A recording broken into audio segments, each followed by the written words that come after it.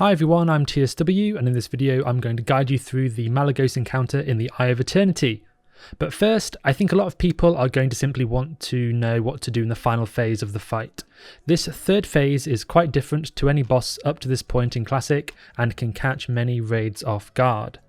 I will quickly run down phase 3, then cover the rest of the fight, ending with a more thorough breakdown of phase 3 as normal. If you enjoyed this video, please thumbs up and consider subscribing. Thanks. You have 6 abilities in phase 3, many of which you can simply ignore. You play phase 3 with energy and combo points similar to a rogue. Target Malygos and stay at range while stacking the entire raid together. Follow the raid leader when called to move to the side. You want to stack up again as soon as possible. Press 1 to generate a combo point. Press 2 to spend your combo points, defaulting to spending 2 combo points at a time. This puts a stacking damage debuff on Malygos. Press 5 with 1 but ideally 2 combo points when you get targeted by Surge of Power, otherwise you'll die. Press 2 with 1 combo point if you've just pressed 5 to maintain your debuff stack on Malygos.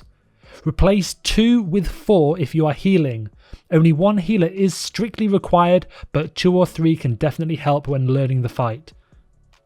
Float above 45 energy at all times, so you always have enough to quickly press 1 twice and then 5 to survive Surge of Power. More than 45 energy means you're more likely to maintain your debuff stack on Malygos. Make sure you don't have add-ons interfering with your ability to see a vehicle UI, including energy, action bar, and if you're healing, friendly vehicles on your raid frame. With Blizzard's own default frames, everything is shown. If you didn't understand all of that, don't worry, I'll go through all the abilities in detail at the end of the guide. So let's jump back to the start of the fight and go through all of the phases in order. Phase 1. Malygos has 19.5 million HP according to WoW Wiki, but Warcraft logs, while still a little bit buggy in the beta, show closer to 16 million HP. After 10 minutes from starting the fight, Malygos will hard enrage, increasing damage by 1000% and swiftly killing everyone in the raid. Malygos hits for about 12,000 damage on an appropriately geared tank before you apply your debuffs, and around 7 to 10,000 once said debuffs have been applied. Contrary to popular belief, Malygos has no tail swipe, but he does have a breath. Arcane Breath to be specific, which deals 22 to 24,000 arcane damage and can be fully resisted on the beta. Like a normal breath, Arcane Breath is a frontal cone AoE for 40 yards, but what's unique is 5 seconds after being hit by the breath, you will explode, dealing about 20,000 damage to everyone nearby via a debuff. But as long as nobody is near the tank, this shouldn't be a problem. Marking your tank can help people stay out of the way. About 45 seconds into the fight, and then about 60 seconds afterwards, Malygos will throw the entire raid into a vortex. This applies the vortex debuff, dealing 2000 arcane damage every second for 10 seconds. Once the vortex is over, everyone will take about 300 to 400 fall damage. If you aren't able to reliably have 20,000 HP when buffed, you can Hellstone or request instant heals, powered shield, or hots to stay alive. I recommend Warlocks creating their soul wells in the middle of the room so players can grab a second Hellstone if they need to use their first early into combat. After Vortex, the tank needs to position away from the raid to prevent breaths on players, and healers need to quickly turn their attention back onto the tank. To add some RNG into phase 1, Malygos also casts Arcane Storm. This is an instant spell from Malygos that attacks a random number of players. On this kill, Arcane Storm hit at least 4 players and at most 10, dealing around 12,000 arcane damage per person. This spike in random damage as well as breath on the tank could lead to disaster, but it's unlikely that with no other RNG to speak of, the tank and healers should be safe to use cooldowns anytime the tank drops to half HP to hopefully prevent this deadly combo. The combination of Arcane Storm shortly after a Vortex can also be deadly if the raid is not topped up soon after a Vortex. And the final and most exciting part of Phase 1 is the Power Spark. Around the Eye of Eternity there are 4 pillars. In the centre between each pillar there is a bright star. These bright stars indicate the spawn location of Power Sparks. Sparks spawn from around every 15 seconds to 50 seconds. They will move directly towards Malygos and take approximately 15 seconds to reach the centre of the room. However, when Malygos flies up to perform a vortex, and during the vortex itself, the power spark will stop moving. If the spark reaches Malygos, he will receive a buff increasing his damage by 50% for 10 seconds. Using cooldowns from tanks and healers will save the tank's life if this occurs, but the strategy you aim for is to kill the sparks before reaching Malygos. This will create a spark patch of electricity on the floor for 90 seconds, and while standing in it, increasing everyone's damage by 50%. What's more is that these spark patches stack, so you can double or sometimes even triple up on the 50% buff. You want to assign Death Knights to Death Grip the Spark onto the raid, but more specifically around max melee range. The goal is to have the Spark killed so melee can stand in the Spark while in range of Malygos, and Hunters can stand in the Spark but be out of melee range so they can use their range attacks. Normally you'll have more melee than Hunters, so if you have to commit either way, killing a Spark in melee is generally the better play. It's tricky to see from beta logs at time of writing, but it appears sparks have around 50k HP, so they die fairly quickly. Once the Death Knight has death gripped the spark, ideally a Paladin with Hammer of Justice follows up with a stun. Then the raid swaps to the spark and it's killed without moving closer to Malygos. The tricky part starts when you want to stack spark patches on the floor to increase your damage. On beta, we one-shot in under 8 minutes with better than average spark stacking to give some context. I think with a full raid of pre-raid geared players, it's possible to kill without even stacking sparks. But this would require close to perfect execution of Phase 3, and the way I approach spark stacking is using it as a buffer against people failing Phase 3. The more damage you deal in Phase 1, the less HP you have remaining to kill Malygos in Phase 3. So I made a little animation just so you can see what happens in Phase 1. We've got the tank facing the boss away from the raid, melee and range. The range including Hunters being able to attack with their range attacks and melee being able to melee the boss still. The hitbox is quite large. We've got a new spark coming from the opposite side. Once it gets close, a Death Knight death grips it, and then you have 2 sparks stacked. And probably the scariest scenario is when the spark is coming towards the tank. You just need to make sure you're not getting breathed as the Death Knight when death gripping, and pull it onto the raid, and stun it and kill it for a stacked spark. If the sparks aren't stacked correctly, or if melee aren't in range to reach the boss while standing in the spark, the tank should move the boss. The tank needs to be confident in moving Malygos without breathing the raid or exploding after taking a breath.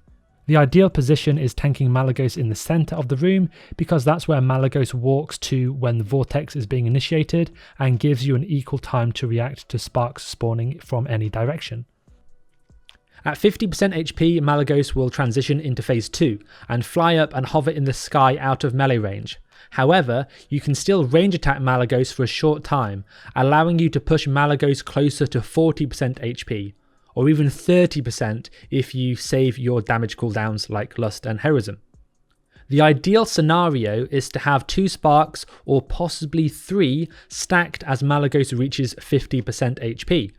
But what's more is if Malygos uses Vortex as he just hits 50% HP, you'll get the animation of Malygos flying up to perform a Vortex, which is about 5 seconds, followed by the Vortex itself for about 10 seconds, and then the animation of Vortex ending.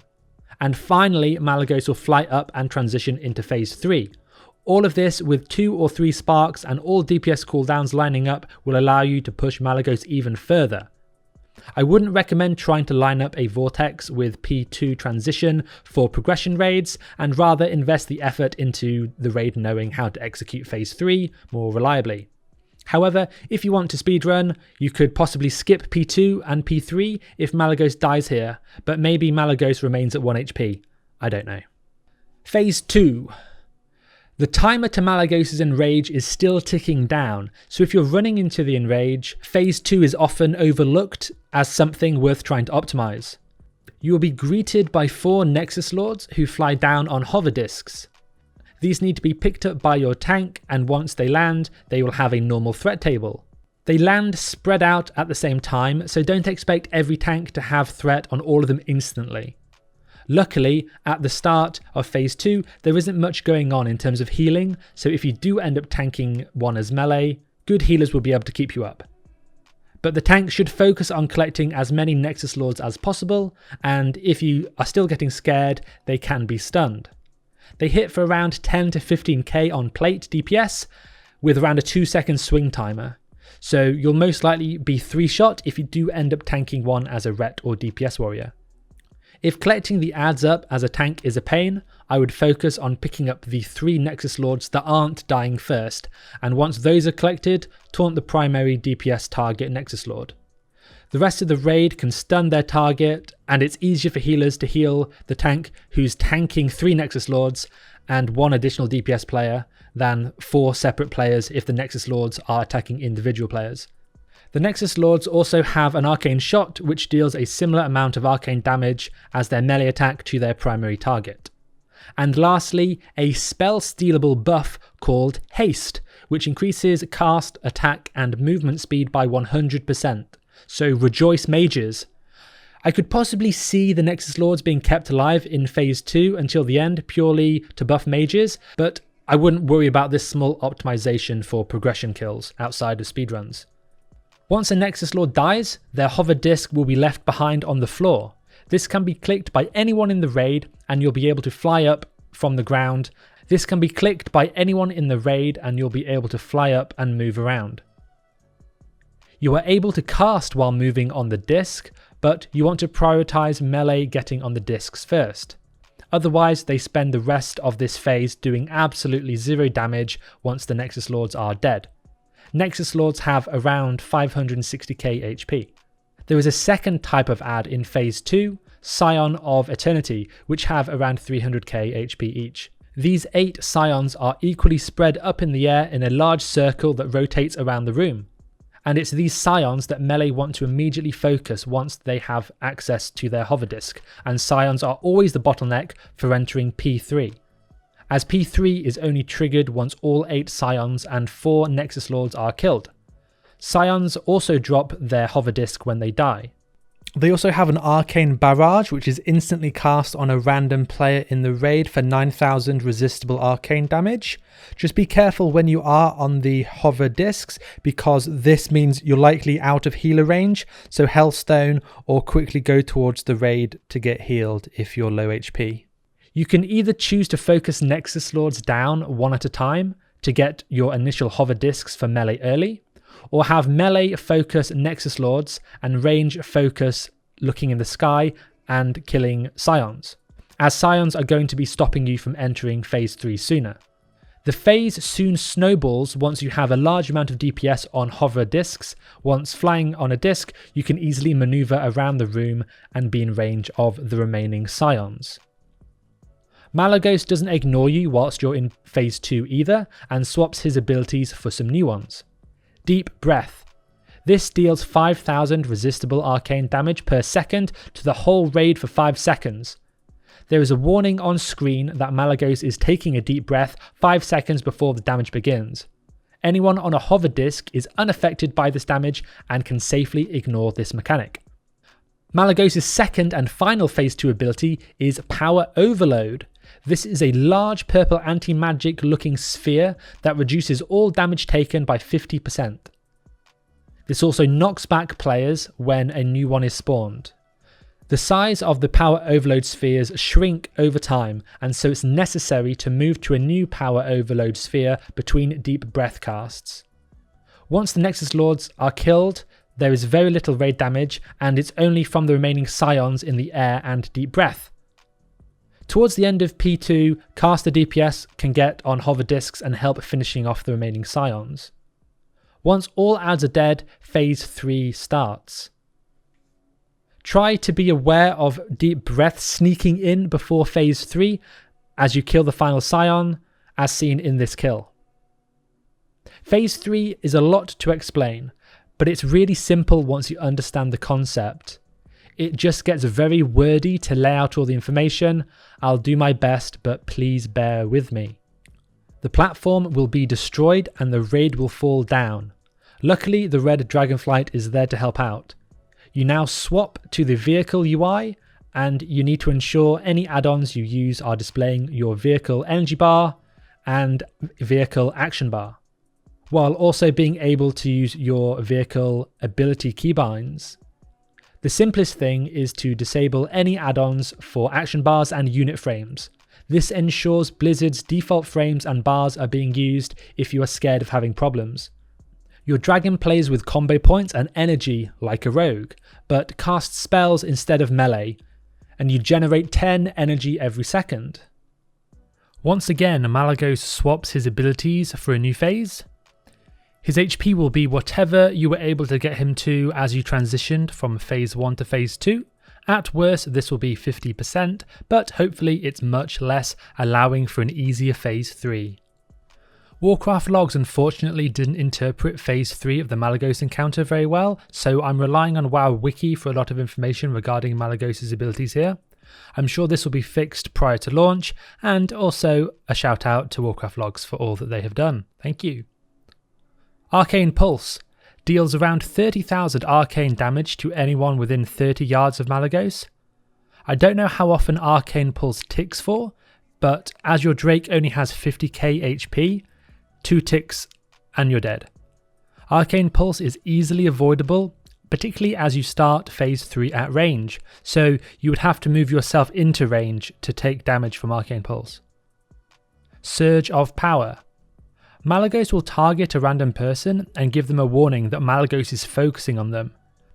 I'm fairly confident on 25-man 3 players are selected at once. Malygos will then shoot a beam at his target, dealing 12,000 arcane damage every half second for 3 seconds, as well as 5,000 arcane damage per second to anyone near the primary target for 5 seconds. This is the ability everyone in the raid needs to react to when targeted, as it deals about 144 of your Drake's total health. I will speak more on surviving this with Flame Shield later on. This is what players in the raid die to when they don't understand the function of their Drake abilities. Maybe send them into timeout for 30 minutes to watch this video. Static Field. Malygos' final ability in phase 3, creating a blue electric looking orb on a random target. This orb deals about 10,000 damage per second to anyone within 30 yards of it. This is the reason the raid moves to the side. Static Field can be deadly to new guilds if they aren't prepared to move to the side, and even taking 1 or 2 ticks can become deadly to those who recently were the target of Surge of Power. However, here are 2 very simple instructions to counter Static Field. Malygos will use Surge of Power twice before every Static Field, so it becomes very predictable. The raid leader needs to simply count 2 Surge of Powers and then look at the space between Malygos and the raid. You can see the animation of the static field. It's an electricity ball very similar to the sparks in phase 1. There is also travel time for the static field to reach the raid. It appears to me as though static field does not follow the target and in fact lands where the target was at the time of cast. Knowing these 2 prompts help massively. On the Drake you have 6 abilities. I will be breaking them down into 3 categories: DPS, healing and utility. Ability number 1 and 2 are DPS, ability number 3 and 4 are heals, ability number 5 and 6 are utility. Ability 1 is Flame Spike. This is your basic combo point builder, dealing 1000 fire damage and awarding you 1 combo point on Malygos. Ability number 2 is Engulf in Flames. This is your default combo point finishing move that deals 1500 damage every 3 seconds, lasting longer the more combo points you apply with it. This debuff stacks and adds 1500 damage per tick every Engulf Flames you apply, while an existing Engulf Flames debuff remains up from you. So, with 10 stacks of Engulf Flames, it ticks for 15,000 damage. The majority of the raid needs to be able to do this in order to meet the enrage timer. The sweet spot is to have 2 combo points and use Engulf Flames, as this allows many stacks to be applied and the duration of the debuff lasts long enough to use Flame Shield without losing your stacks. I will speak more about Flame Shield in a moment. So this concludes the DPS abilities. Next are the healing spells. Revivify, a 10-second hot that heals 500 per second, costing 10 energy and awarding 1 combo point up to a maximum of 5 combo points on your target. You must cast this on a Drake and not a player.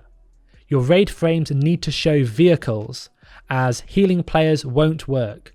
Each Drake you cast this on will have their own combo point from your Revivify, so ideally you don't want to swap off a target without spending your combo points. The second healing ability is Life Burst. This is an AoE heal for 60 yards and buffing the caster, increasing healing done by 50%, for a time depending on how many combo points was used. Your goal is to maintain your Life Burst buff on yourself for all subsequent Life Bursts to of course heal more.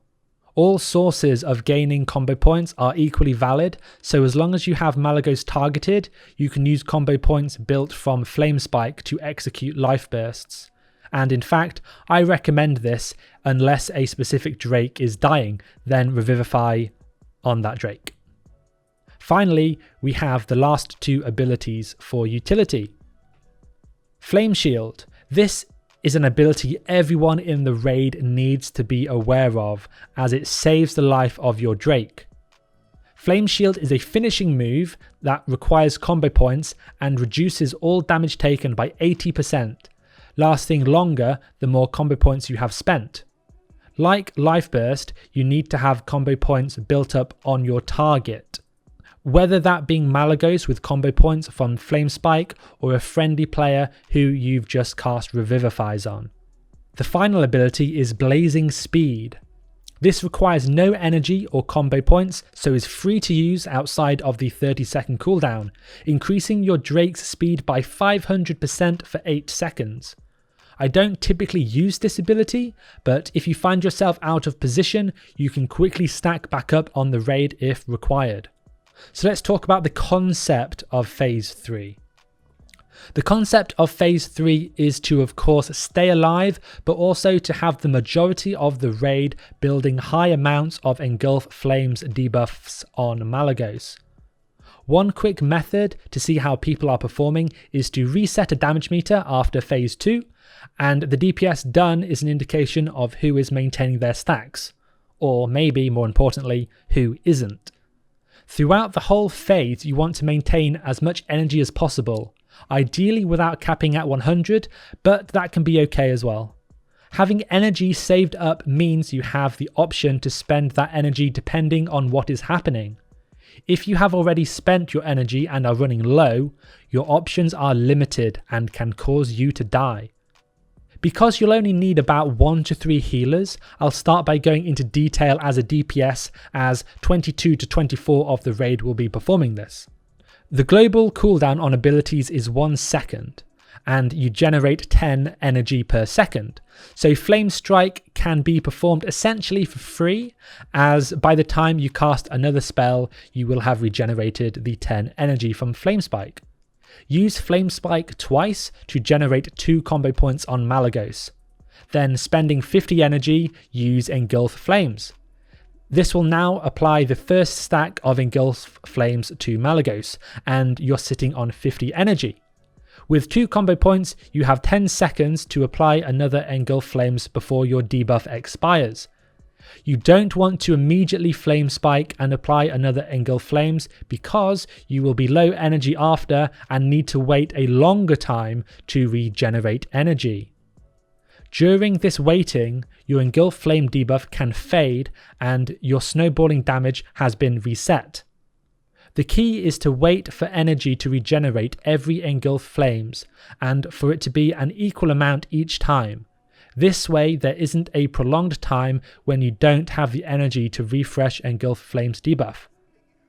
On top of this fact, if you are the target of Surge of Power, you need to react in order to survive.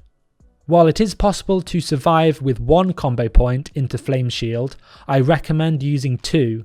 If you are low energy when targeted by Surge of Power without combo points built, you are going to die. Worst case scenario, while saving energy, is you just used Engulf Flames and are immediately the target of Surge of Power. You should have about 50 energy after spending 50 energy on Engulf Flames.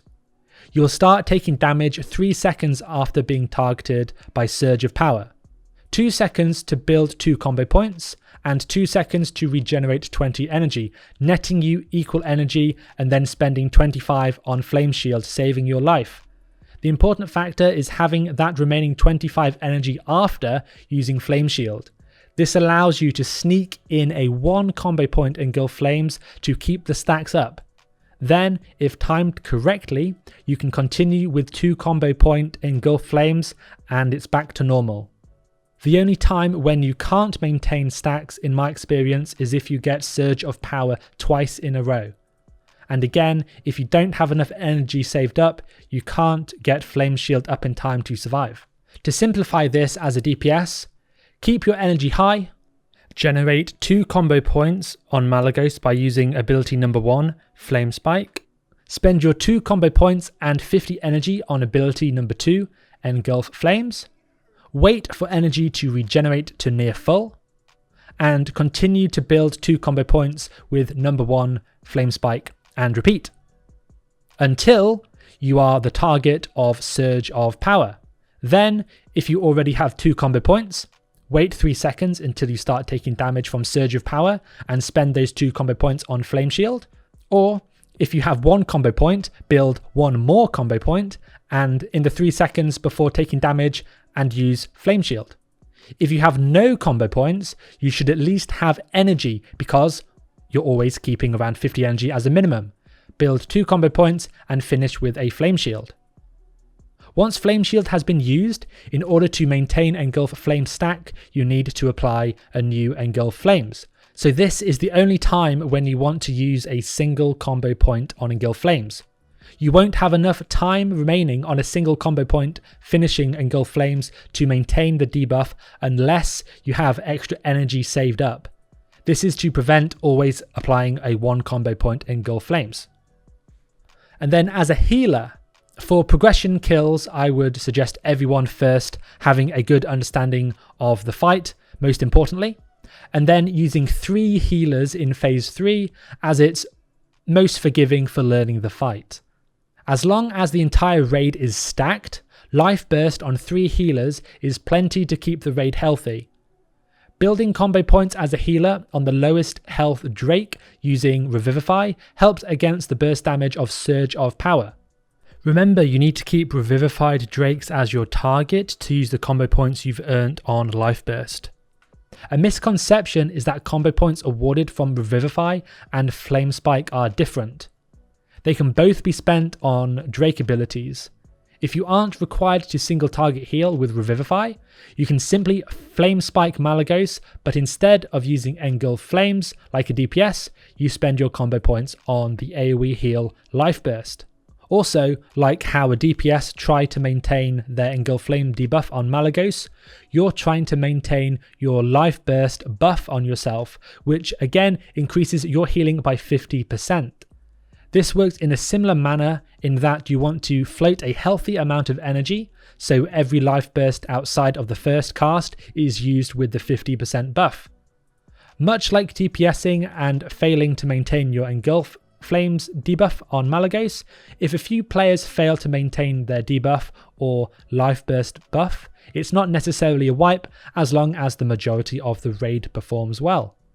If you're having a hard time in phase 3 with people dying to Surge of Power and they aren't saving their energy, I would strongly recommend 3 healers and assign them each to Revivify to build combo points. You assign the first healer to the first person in the raid frame to be targeted by Surge of Power according to the raid frame. So let's say someone in party 1, 3 and 5 gets targeted by Surge of Power. The first healer would heal the player in party 1, the second healer revivifies the player in party 3, and the third healer revivifies the player in party 5. This way they all get their own heals. Okay, so that wraps up this video. Thank you so much for watching. Thank you so much for liking and subscribing. This video took many days to put together, so I'm very appreciative of all the likes and subscribes. It really makes a difference, and any comments you leave help boost the video in the search results, which helps me out, and also anybody else seeking this kind of video. I will be doing a Sapphiron 3 Drakes video in the coming days. That will be a bit more relevant perhaps because it is by far the most difficult encounter in tier 7. We literally one-shot this in a pug that I put together on the beta, so I don't think Malygos is too difficult, but we certainly didn't one-shot Sapphiron 3 Drakes. 2 things I will just add. Apparently you can banish the sparks in P1, so this makes stacking 3 sparks really easy. If you've got 2 warlocks, you can just banish the first and second spark and then kill the third one like normal, and then have 2 Death Knights death grip the first and second banished spark, and you've got an easy 3 stack. Secondly, in phase 3, apparently you can also follow each other on the Drakes, so you can simply have the raid leader just move the entire raid at once to avoid the static field, and the rest of the raid can solely focus on their Drake rotation. As long as the raid leader is moving ever so slightly inward towards the boss so that every Drake is facing Malygos, you don't want to ever be having the Drakes face away from Malygos and obviously not be able to use their abilities. So once again, thanks for watching. New videos coming soon. I can't wait for Ulduar. And we haven't even got Wrath of Lich King Classic launched yet. But those videos will be really fun to make. I might try and do a bit more prep before beta or PTR, just so I can crank out these videos a little bit quicker. We'll see about that. Thanks again, and I'll see you next time. Bye. Oh, also links to Discord, Twitch stream and stuff in the description. Okay, bye.